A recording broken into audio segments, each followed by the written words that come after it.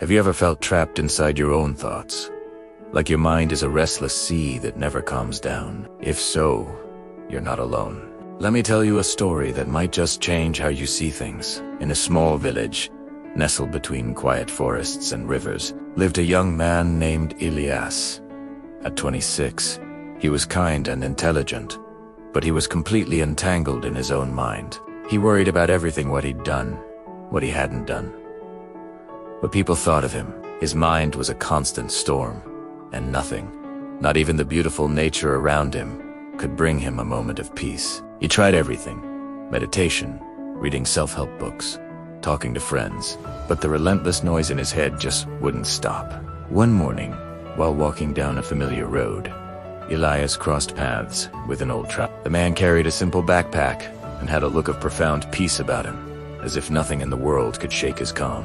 Intrigued, Elias couldn't help but ask, "Sir, how do you stay so calm, especially in such a troubled world?" The old man smiled warmly and replied, "I once learned from the master of the Blue Mountain. He lives high up in the hills, where the wind is pure and silence itself is a great teacher. If you truly wish for peace, go to him. Perhaps he can show you what you're looking for." Those words struck a chord deep within Elias. He couldn't shake them. The very next morning, he packed a small bag and set off on a journey.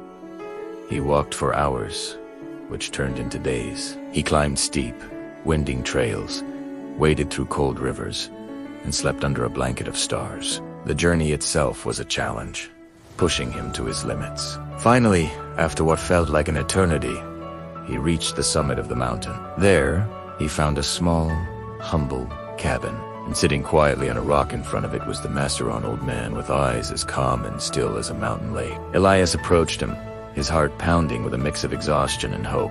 "Master," he said, his voice trembling slightly, "my mind is restless. It jumps from one thought to another, and I can't find peace. Please, teach me how to calm my heart." The master looked at him for a long, quiet moment, his gaze seeming to see right into Elias's soul. Then, he spoke softly. "Very well, but before we talk, I want you to do something simple for me. Take this jar of salt, go down to the river, and pour all of it into the water. Then, come back." Confused but obedient, Elias did as he was told. He carried the heavy jar down the mountain path to the flowing river. He poured the salt into the current, watched it dissolve and disappear, and then made his way back up to the master. "Now," said the master, "taste the water from the river." Elias went back down, cupped some water in his hands, and took a sip. He returned and said, "The water tastes fresh and sweet, master." The master then handed him another handful of salt. "Now," he instructed, "put this salt into this small glass of water and drink it." Elias obeyed. He stirred the salt into the glass until it dissolved and took a drink. The master smiled, a knowing and gentle expression on his face. He said, "Pain and problems in life are like this salt. They always have the same taste. But the amount of peace you feel depends on where you put the salt. If your heart is small like this glass, even a single drop of sorrow will make your life taste bitter. But if your heart is wide and open like the river, nothing can take away the sweetness of life." Elias stood in silence. The master's words washed over him, touching a profound truth deep inside. In that moment, everything clicked. He didn't need to erase his thoughts or run away from his worries. He needed to expand his heart. He needed to learn to breathe deeply, to live fully in the present moment, and to let life flow through him, just like the river. The master looked at him and added, "Peace is not the absence of noise. It is the presence of understanding, when you realize that nothing will disturb you again." For the first time in a very long time, a genuine smile spread across Elias's face. As he began his journey down the mountain, the world seemed transformed. The wind felt like a gentle caress on his face.